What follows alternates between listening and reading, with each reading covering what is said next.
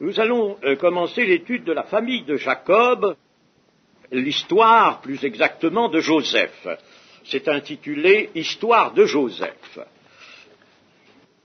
Les chapitres 37 à 50 de la Genèse. Nous avons déjà fait cette étude il y a un certain nombre d'années, mais elle a été oubliée. Nous allons pouvoir la reprendre et même y ajouter des vues qui ne nous sont pas apparues lors de la première étude. Alors nous allons lire le chapitre 37 de la Genèse en entier. La lecture de tous les textes de Genèse chapitre 37 à chapitre 50 n'est pas reproduite sur ces cassettes. L'auditeur voudra bien se reporter à sa Bible pour la lecture de ces textes. Quand nous avons des récits comme celui-là, récits historiques, dont l'authenticité est d'abord le fait de la garantie du Saint-Esprit, l'inspiration du Saint-Esprit, n'est-ce pas? L'inspiration du Saint-Esprit a d'abord pour effet de nous garantir l'exactitude du récit.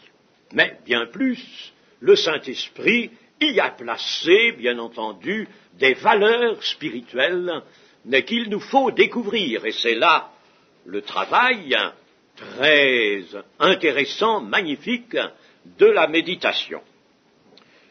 Quand nous avons des récits comme cela, disons toujours, ceci est la parole de Dieu. La parole de Dieu qui est inspirée du Saint-Esprit.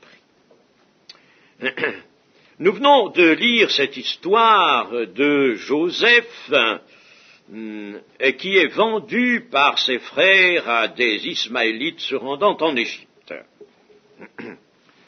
La famille patriarcale était, je vous le rappelle, porteuse des promesses de Dieu. Ces promesses qui avaient d'abord été données à Abraham, puis qui étaient passées à son fils Isaac, et qui maintenant étaient à Jacob, non pas à Ésaü, comme cela aurait dû être si Ésaü avait conservé son droit d'aînesse. Mais elles étaient à Jacob. Jacob était le dépositaire des promesses de Dieu. Et n'oublions pas que ces promesses contiennent en germe tout le plan de Dieu, que dans notre autre étude, celle que nous avons commencée ce matin, nous nous efforcerons de découvrir dans son entier. Mais tout est contenu là. La promesse, en quelque sorte, est l'œuf dans lequel se trouve absolument tout ce qui, en se développant, va devenir le plan de Dieu. Tout y est. L'Église y est. Et cela est tellement vrai que Paul l'exprime lorsqu'il parle d'Abraham et des promesses qui ont été faites à Abraham, et la foi porte sur ces promesses. Cette famille patriarcale était donc à ce moment-là la souche encore étroite du peuple que Dieu veut se former. Je dis bien se former, c'est le mot de la Bible. Dieu veut se former un peuple. Et cette famille patriarcale en est la souche. Combien compte-t-elle d'individus? Moins de 70 encore à ce moment-là, puisque ce sera le nombre de ceux qui se rendront un peu plus tard en Égypte. Donc, il y a peut-être 40, 50 personnes dans cette famille patriarcale. Mais elle est placée là sous le risque d'un très grave danger. N'oublions jamais que le diable, l'ennemi de toujours est là. Il est le Dieu de ce siècle, comme Jésus l'appelle. Il est le maître de la terre, hélas. Il est celui qui règne sur cette terre. Pour l'instant, il règne sur la terre. Et bien entendu, il scrute la mise en place des desseins de Dieu, il la voit, il la suit, et il s'efforce de contrecarrer cette mise en place. Et comment fait-il? Essentiellement par une action sur les personnes, une action bien plus dirigée vers l'intérieur des personnes que vers l'extérieur. Il se sert de l'extérieur, mais ce qu'il veut, c'est corrompre l'intérieur des personnes. Et c'est toujours ce qu'il fait maintenant, si nous n'y prenons pas garde, et si nous ne faisons pas nôtres les avertissements que nous donne l'Écriture. Le risque que courait cette famille patriarcale, porteuse des desseins de Dieu, c'était celui d'être absorbée par le monde païen au milieu duquel elle vivait dans ce pays de Canaan. Être absorbée par le monde païen. Et ce danger qui correspond à une des entreprises les mieux servies de l'ennemi, ce danger existe toujours, a toujours existé, il existe maintenant. Oh, il existe maintenant. Réassimiler l'Église au monde, la reprendre par tous les moyens, des moyens doux, doucereux, des moyens de séduction essentiellement, ramener l'Église au monde, abolir cette séparation dont parle le Seigneur Jésus. Ils ne sont pas du monde parce que moi je ne suis pas du monde. Et l'Église ne peut pas être du monde.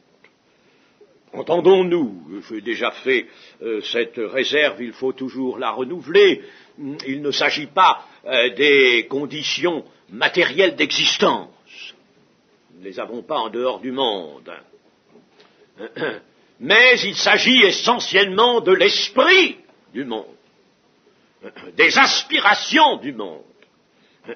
L'Église est séparée, et si l'on abolit ce principe indispensable de la séparation, il n'y a plus d'Église. Et cela était déjà à ce moment-là. Judas lui-même, et Judas c'est celui de qui doit sortir David, le roi David, et par conséquent le Christ selon la chair. Eh bien, Judas lui-même épouse une femme cananéenne. Alors que pour Isaac, Abraham est allé chercher dans cette famille de Charan là-bas, est allé chercher, a envoyé Eliezer pour chercher une épouse.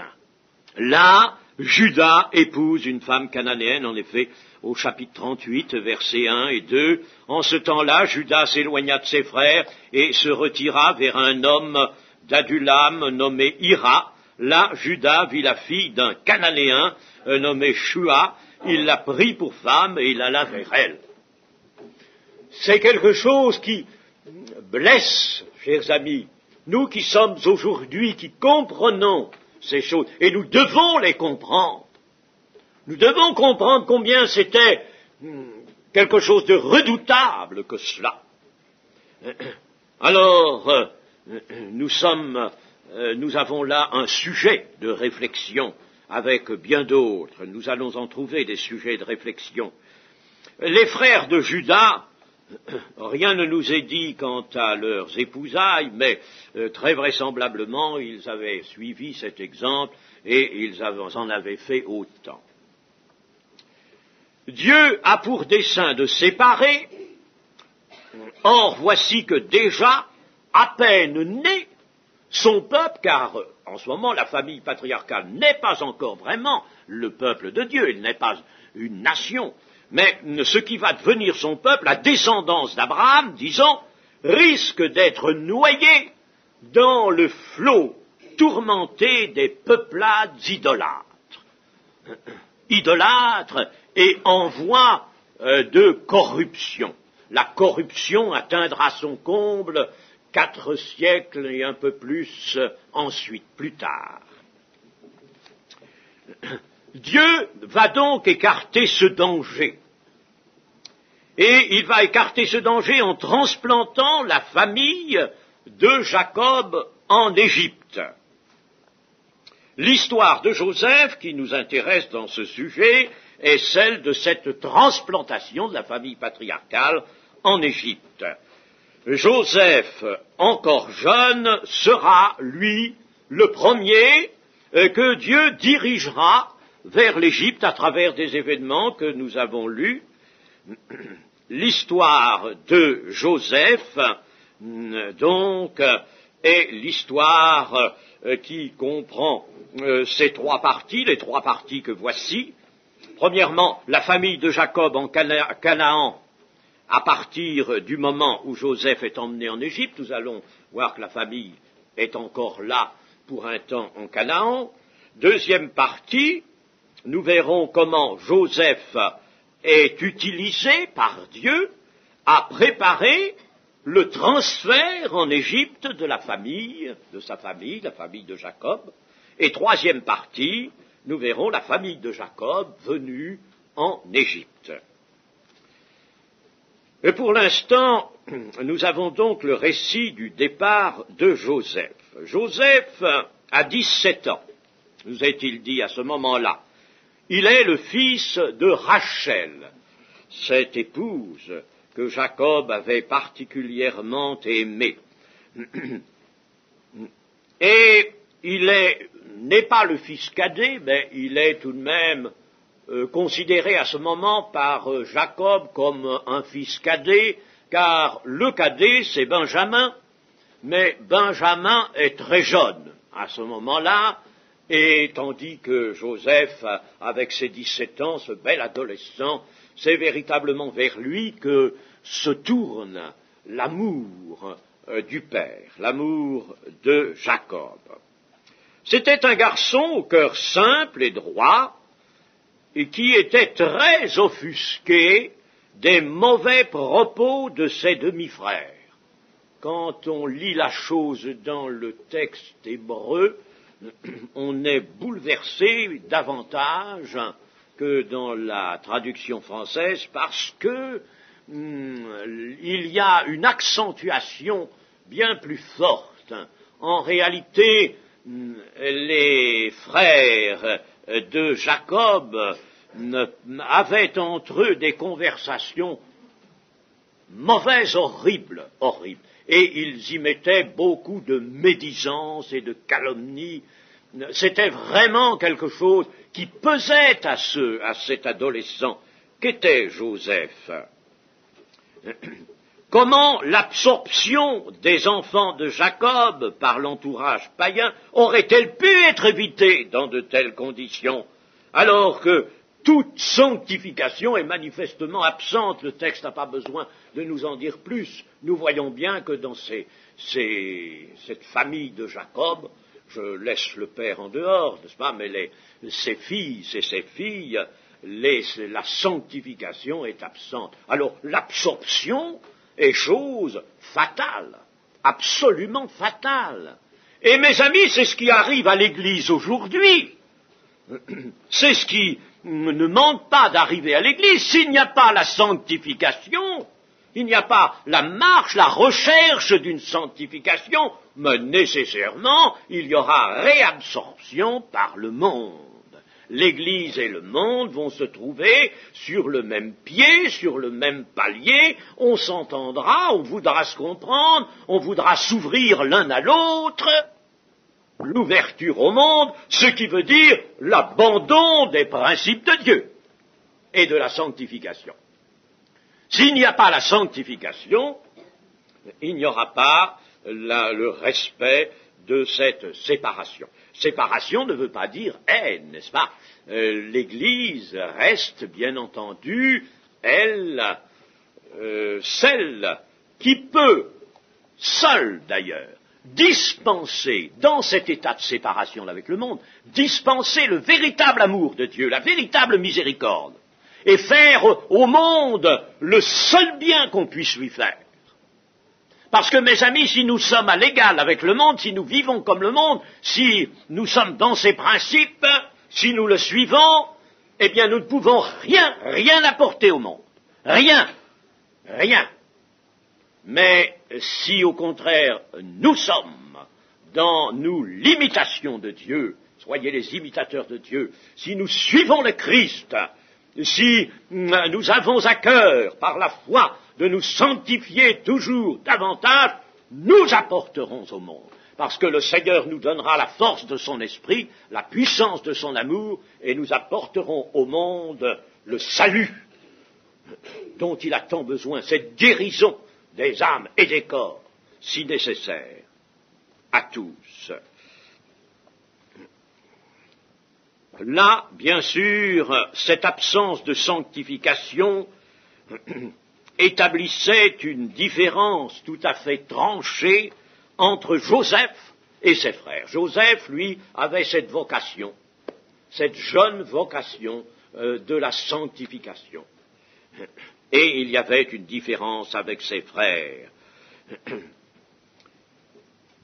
Il avait, nous dit notre récit, une tunique de plusieurs couleurs que son père lui avait donnée, et c'était certainement un don de valeur, car il s'agissait là d'une robe qui allait jusqu'aux chevilles avec des manches et qui était un vêtement de luxe. Si nous voulons en avoir la notion, eh bien, lisons dans 2 Samuel, chapitre 13 et verset 18, elle avait une tunique de plusieurs couleurs, car c'était le vêtement que portaient les filles du roi aussi longtemps qu'elles étaient vierges. Le serviteur d'Amnon la mit dehors et ferma la porte après elle. Elle avait une tunique de plusieurs couleurs. Vous voyez, c'était le vêtement que portaient les filles de roi aussi longtemps qu'elles étaient vierges. Vous voyez, cette tunique donc aussi avait une signification pour Joseph qui était cette âme pure et droite, cette âme au caractère virginal devant Dieu. Et l'on comprend qu'il ait été offusqué par les propos de ses frères. Cette robe distinguait Joseph, donc, parmi ses frères, comme aujourd'hui la robe des justices. J'aime bien employer cette expression qui figure dans Ésaïe, la robe des justices, ou la robe de justice, si vous voulez, au singulier. La robe de justice doit distinguer le chrétien des autres, des gens qui sont incrédules, qui ne sont pas toujours terribles, méchants, violents. Il peut y avoir des personnes sympathiques, mais la sympathie ne remplace pas la robe de justice. Et la robe de justice, c'est Jésus qui la donne. Je dirais même que la robe de justice, c'est Jésus lui-même. Revêtez-vous du Seigneur Jésus-Christ, cette robe de justice. L'Éternel, on l'appellera l'Éternel notre justice.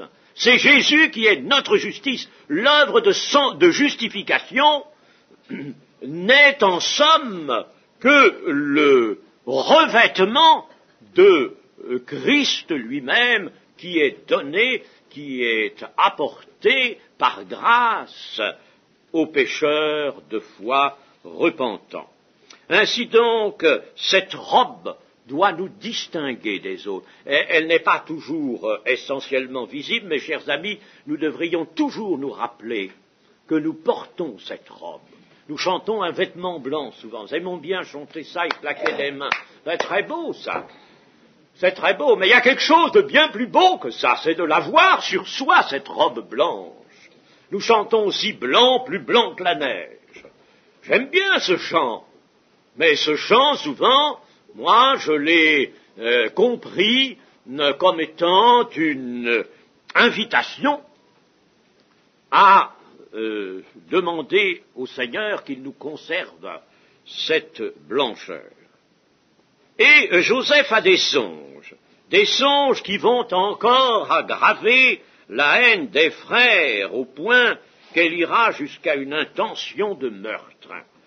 ces songes que Joseph, dans sa simplicité, je dirais, dans sa candeur avec son âme simple, va raconter à ses frères. Que voulez-vous, il a eu ces songes. Il les raconte comme il les a eus.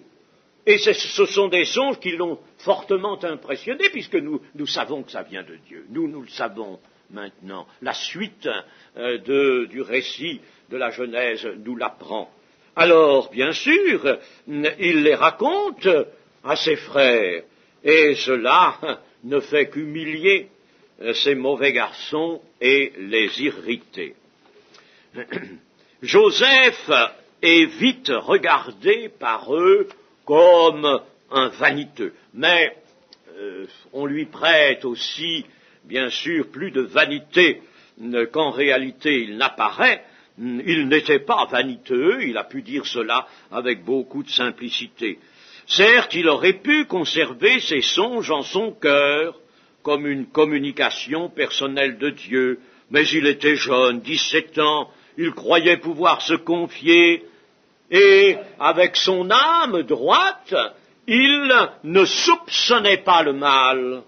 Ah, il ne soupçonne pas le mal. Ça, c'est une des caractéristiques de l'amour, qui ne soupçonne pas le mal, les amis, ne soupçonne pas. Sur ce point, Joseph ne nous propose pas un exemple, bien sûr, il ne s'agit pas, si nous avons des songes ou si nous avons peut-être des pensées, certaines pensées qui nous sont données par Dieu, il n'est pas toujours bon d'en faire état. Le Seigneur nous a recommandé d'être prudents comme des serpents. Et il y a, je l'ai dit déjà, un frère qui citait ça un peu de travers et puis qui disait « Le Seigneur nous a dit d'être rusés comme les serpents ». Je l'ai arrêté, bien entendu, d'être prudents comme des serpents, non pas rusés. Et bien sûr, nous avons à faire attention. Nous sommes majeurs, nous sommes, comme le dit l'Écriture, des enfants, à un certain point de vue, mais à un autre point de vue, nous sommes des hommes faits. Frères, ne soyez pas des enfants sous le rapport du jugement, mais pour la malice, soyez enfants, et à l'égard du jugement, soyez des hommes faits. Alors, Joseph, lui, était un enfant, vraiment, et il n'avait pas de malice. Il a deux songes, ils sont simples, les gerbes, il était avec ses frères en train de ramasser des gerbes, et voici que la sienne se dresse, et puis alors les gerbes qui représentaient ses frères se prosternent. Pensez que c'était loin de pouvoir leur être agréable et leur plaire, cela. Et Joseph, d'ailleurs, ne sait pas trop, à ce moment, à quoi cela correspond. Un deuxième songe, le soleil, la lune et 11 étoiles se prosternent devant lui. Toujours la même chose. Alors, Jacob, le père, réprimande ce fils, mais il nous est indiqué qu'il ne manque pas quand même de garder souvenir de ces songes. Et Jacob, du moins, croit en une révélation divine. Et ensuite, nous avons l'épisode qui nous montre Joseph jeté dans un puits. Je ne vais pas reprendre le récit, mais dès que Joseph apparaît au loin dans la campagne, ah tiens, voilà le faiseur de songes avec sa robe aux couleurs diverses, il était bien reconnaissable, voilà le faiseur de songes. Nous pensons que Jacob a été imprudent, le père a été imprudent d'envoyer Joseph comme ça dans le lointain, c'était assez loin, et on pense qu'il ne prêtait pas une attention suffisamment perspicace à la mauvaise conduite de ses fils. Il était père, évidemment, et il ne réalisait pas quel était l'état vraiment de corruption de ses fils. Et c'est lui qui envoie son fils Joseph, en somme, dans la gueule du loup. Enfin, lorsque le faiseur de songes, comme il l'appelle, arrive, ils ont une parole audacieuse. Venez maintenant, tuons-le et jetons-le dans une des citernes. Nous dirons qu'une bête féroce l'a dévoré et nous verrons ce que deviendront ces songes. Ce sont des esprits forts, des hommes qui se croient au-dessus de tout et au-dessus de Dieu. Hélas, nous en avons maintenant tellement de ces gens-là qui se croient au-dessus des desseins de Dieu. On peut dire maintenant que c'est malheureusement une généralité. Vous parlez aux uns et aux autres, vous leur parlez de l'Évangile, vous leur parlez de Jésus-Christ, du retour de Jésus-Christ, de l'issue de ce temps, dans un jugement, dans un règne. Oh, il se récrie. Comme dit Pierre, il y a des moqueurs, beaucoup de moqueurs, de gens qui ne veulent absolument pas croire et qui s'imaginent que par la puissance de l'homme maintenant armé de sa science et de ses technologies, tout cela n'a plus aucune chance de se produire. C'est l'homme qui gouverne son temps maintenant, hélas. Eh bien, là, les frères de Jacob sont dans ce sentiment. La conscience de ces hommes nous apparaît vraiment très gravement atteinte. Ils sont la proie d'une force aveugle. Pas un seul instant, ils ne pensent que les songes de Joseph pourraient venir de Dieu. Pas un seul instant. Et cela, c'est le malaise que nous éprouvons lorsque nous parlons à beaucoup de gens autour de nous. Bien sûr, on le supporte, ce malaise. Il faut supporter bien des choses vis-à-vis des gens du monde, parce que notre but, c'est de les intéresser, de les amener à l'Évangile, à Jésus-Christ, n'est-ce pas? Ce n'est pas de les contredire constamment. Ce n'est pas en contredisant qu'on annonce l'Évangile. Mais nous sommes dans le malaise lorsque nous voyons non seulement le peu de cas que l'on fait de l'Évangile, de la parole de Dieu, mais même lorsqu'on voit qu'avec légèreté, quelquefois avec une certaine hargne, les gens s'élèvent contre cette parole de Dieu et se font un malin plaisir de s'y opposer, de la contredire. Ouvertement, cela m'arrive assez souvent d'entendre des gens qui disent non, mais non, mais non, mais non, tout ça n'a pas de valeur, non, Dieu, non, il n'a jamais dit tout ça, Dieu, non. Alors, c'est quelque chose de grave, et il faut évangéliser dans ces conditions-là avec douceur, avec douceur. Il ne s'agit pas de laisser monter une aigreur dans son cœur, n'est-ce pas? Il faut parler avec douceur. Ruben, qui est le fils aîné, s'efforce d'empêcher le meurtre que projettent les autres frères et qu'il n'approuve pas, mais il emploie un moyen détourné. Il ne sait pas s'opposer vraiment à ses frères, il ne sait pas saisir la droiture et saisir la force du Saint-Esprit pour dire non, non, vous ne commettrez pas ce crime, et au nom du Dieu vivant, je vous le dis, vous ne ferez pas pareille chose. Moi, je pense que s'il s'était élevé d'une façon ferme contre cette intention de meurtre, il aurait pu l'arrêter, mais il emploie un moyen détourné. Cela va concourir au plan de Dieu. Cela va concourir au plan de Dieu. Mais oui, c'est ainsi. Dieu, quand il suit quelqu'un et qu'il veut diriger quelqu'un quelque part, il y parvient toujours. Et puis, il jette en définitive Joseph dans une citerne qui est heureusement vide.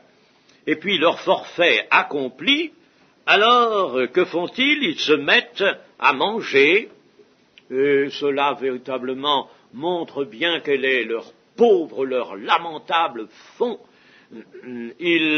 Cela montre leur cruauté, leur insensibilité.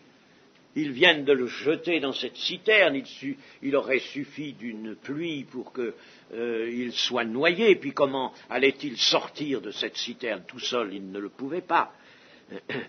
Non, véritablement, non, les membres de la famille patriarcale sur lesquels reposent les intentions de Dieu ne valent pas mieux que les païens.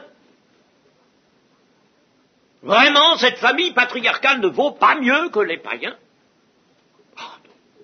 On trouvera peut-être des choses allant encore plus loin, des choses peut-être plus graves, mais on peut trouver peut-être aussi des sentiments meilleurs chez certains païens.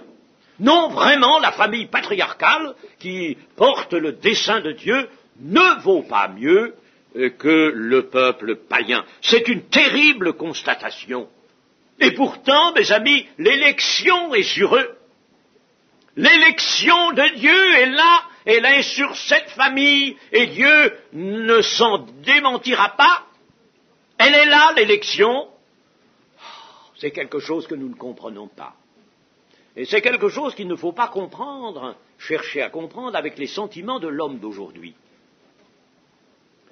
Pour comprendre ça, il faut s'efforcer de se mettre vraiment dans la ligne des desseins de Dieu et dans la pensée de Dieu, par le moyen des Écritures, se mettre dans la pensée de Dieu.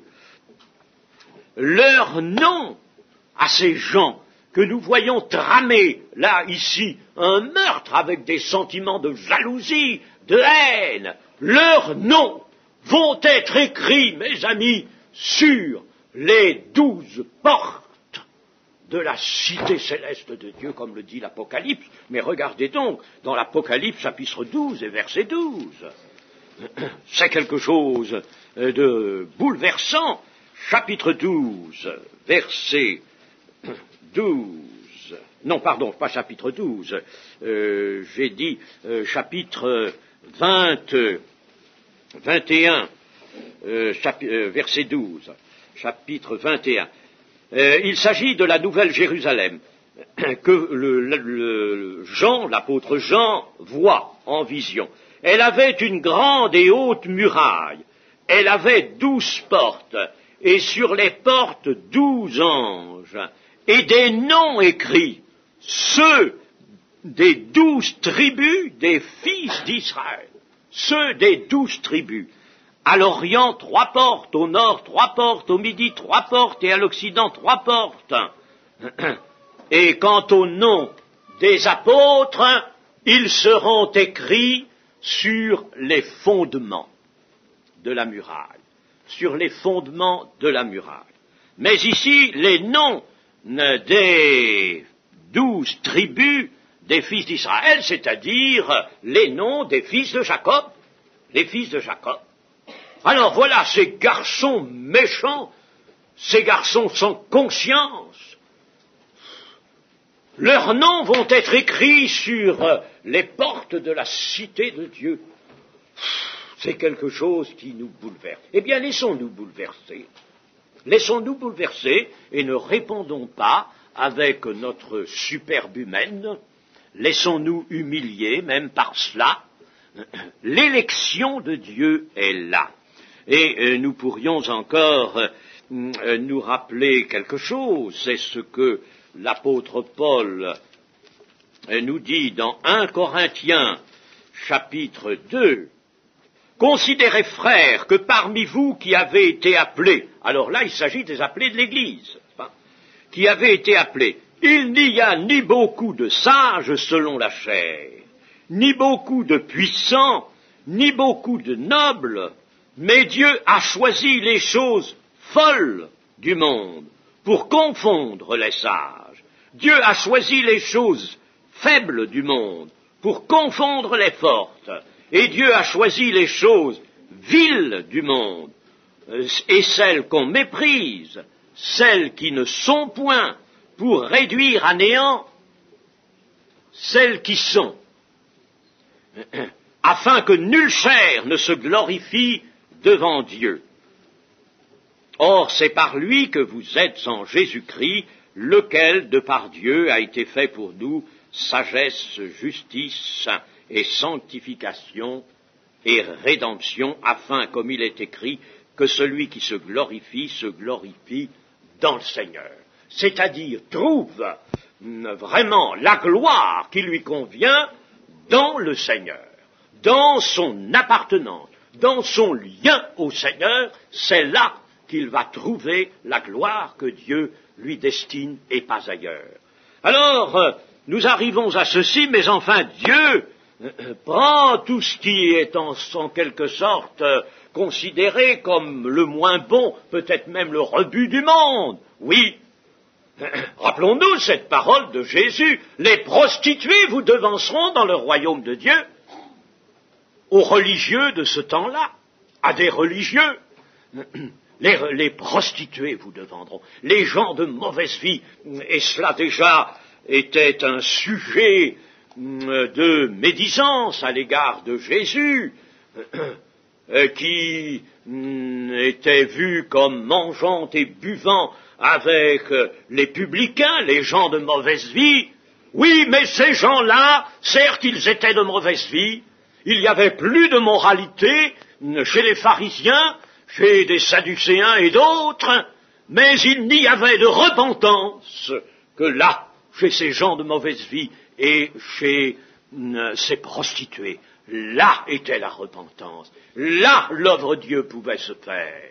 Et elle ne se faisait pas ailleurs. Et nous voyons ça encore dans notre monde. Il y a des gens qui, hors de la foi, peuvent présenter vraiment, disons, une moralité, une mentalité, une moralité tout à fait remarquable même, remarquable.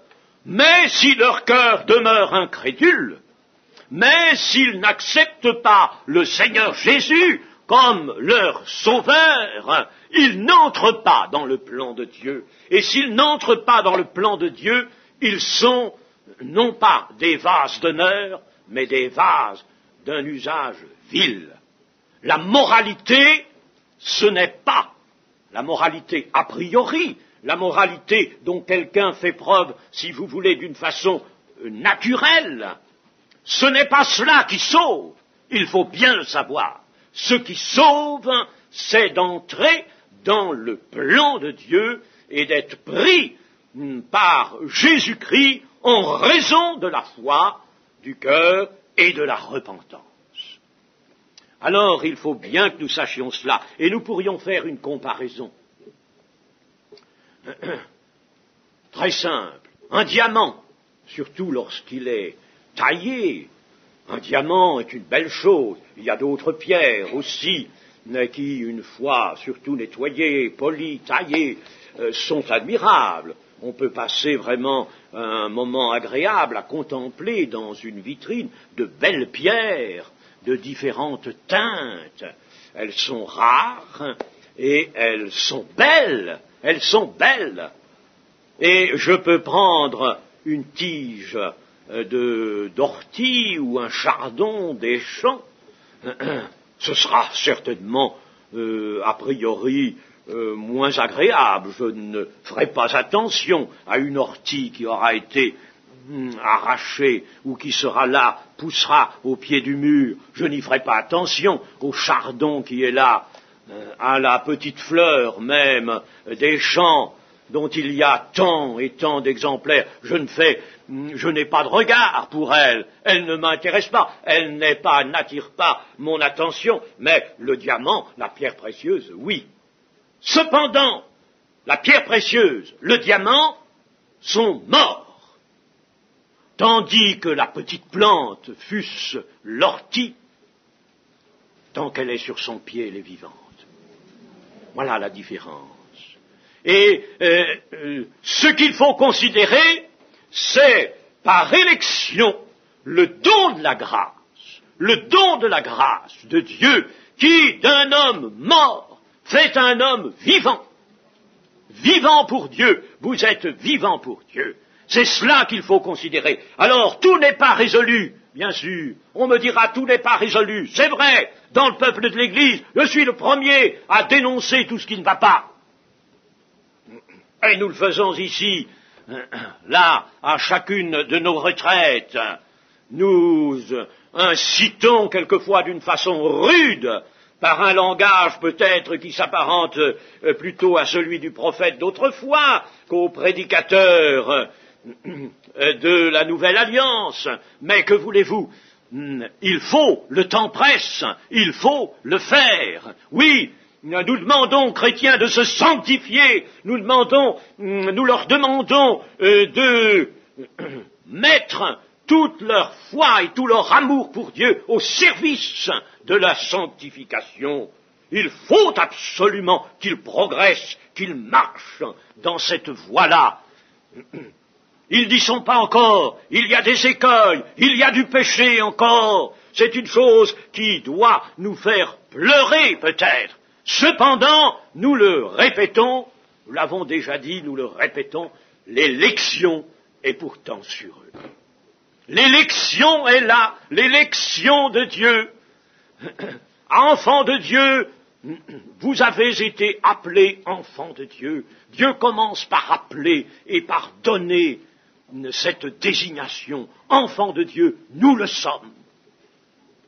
Bien sûr, si nous nous sommes repentis, vraiment, et si nous avons cru au Seigneur, si nous avons été régénérés, nous sommes enfants de Dieu. Et ce qu'il s'agit de faire maintenant, c'est de marcher en enfant de Dieu. C'est d'apprendre ce que doit être un enfant de Dieu. Paul l'a appris pour lui-même. Il a beaucoup appris. Christ l'a appris. Il a appris, bien qu'il fût fils, l'obéissance dans les choses qu'il a souffertes. Voilà la différence. Et voilà pourquoi nous n'allons pas décrier la famille patriarcale tout en voyant ces tares, ces terribles tares. Et si même nous regardions la vie de Jacob, elle serait loin de nous satisfaire aussi. Il y a des faiblesses, il y a de graves lacunes, des faiblesses, qui se sont traduites d'ailleurs en conséquences d'épreuves. Mais cependant, nous le répétons, l'élection est là.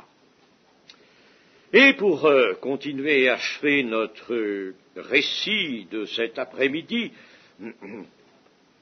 nous verrons que la caravane des Ismaélites va emmener Joseph qui lui a été vendu. Cette caravane habitait le désert de Syrie et faisait le commerce entre l'Asie occidentale et l'Égypte.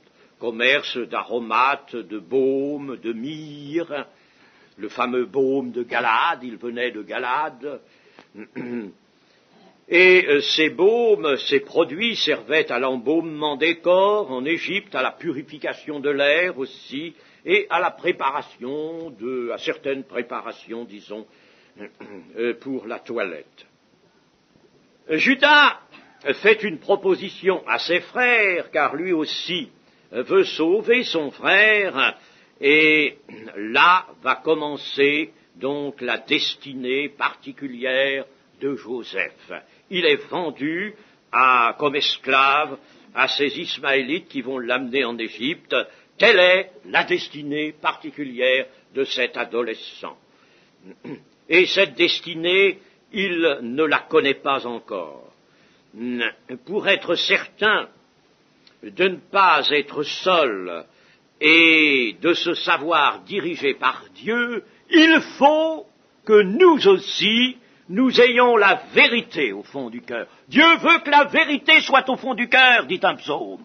La vérité soit là au fond du cœur, mes amis. Il faut que la vérité y soit. Il faut de la droiture.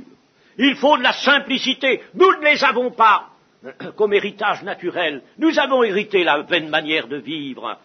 Le premier Adam nous a donné un affreux héritage, mais le second Adam, Christ, nous fait co-héritiers avec lui de l'héritage éternel. Nous avons changé de filiation et nous changeons d'héritage. Voilà tout le mystère de Christ et l'œuvre de Dieu. Mais rappelons-nous pour Joseph cette parole de l'Évangile: tout concourt au bien de ceux qui aiment Dieu. Si nous aimons Dieu, tout concourra à notre bien, chers amis, même si nous sommes dans le fond de la citerne, même si tout semble désespéré, même si nous sommes vendus comme esclaves, ce qui ne pourra jamais être un esclavage tel que l'a été celui du monde, mais quelles que soient les vicissitudes de notre existence, si nous aimons Dieu, et nous retrouvons ce commandement unique, la foi et l'amour, je les mets ensemble, voyez-vous, on ne peut pas les séparer. Tu aimeras le Seigneur ton Dieu, et cela c'est le premier commandement, il n'y en a pas d'autre que cela, il y en a un second, mais il lui fait escorte, tu aimeras ton prochain comme toi-même, mais le plus grand commandement, tu aimeras le Seigneur ton Dieu, il n'y en a qu'un.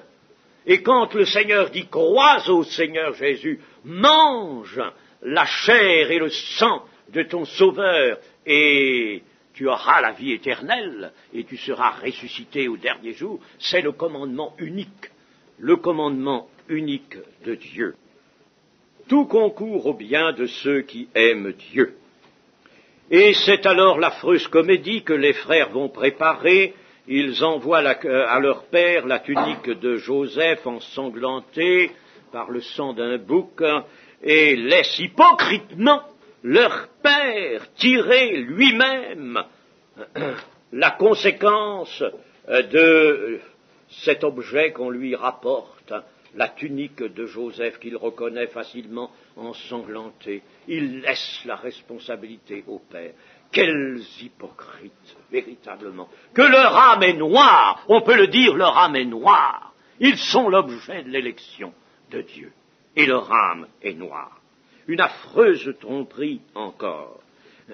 Jacob, lorsqu'il voit cela, entre dans une grande douleur, il déchire ses vêtements, mais c'est surtout son cœur qui est déchiré. Et il prononce au verset 35 cette parole, « C'est en pleurant que je descendrai vers mon fils au séjour des morts. » Remarquons quelque chose dans cette parole. Je ne sais pas si vous remarquez quelque chose. Le séjour des morts, c'est ici, en hébreu, le Sheol. Or, c'est en pleurant que je descendrai vers mon fils au séjour des morts. Mais son fils, Joseph, qu'il croit mort, qui a été, selon ce qu'il suppose, ou qu'on lui fait supposer, déchiré par une bête féroce, le corps de Joseph, supposé mort, n'entrera jamais dans le sépulcre, dans le tombeau familial. Il y a un sépulcre familial. Jamais. Par conséquent, ici, le séjour des morts, le Sheol, ne désigne pas le sépulcre et le tombeau, mais désigne un autre séjour où l'âme de son fils sera. À ce moment, vous savez qu'on ne parlait pas de paradis, on ne parlait pas de plusieurs destinations, mais d'une seule, le séjour des morts. Et il y a un mystère sur ce Sheol. Plus tard, on admettra qu'il y avait deux parts dans ce Sheol, une part pour les justes et une autre part pour les méchants. Tout cela est un petit peu vague, mais disons simplement ceci, voyez que dans l'esprit de ces hommes, le Sheol était un lieu où l'âme humaine était reçue après la mort. Voilà, eh bien nous arrêterons là notre méditation pour ce soir.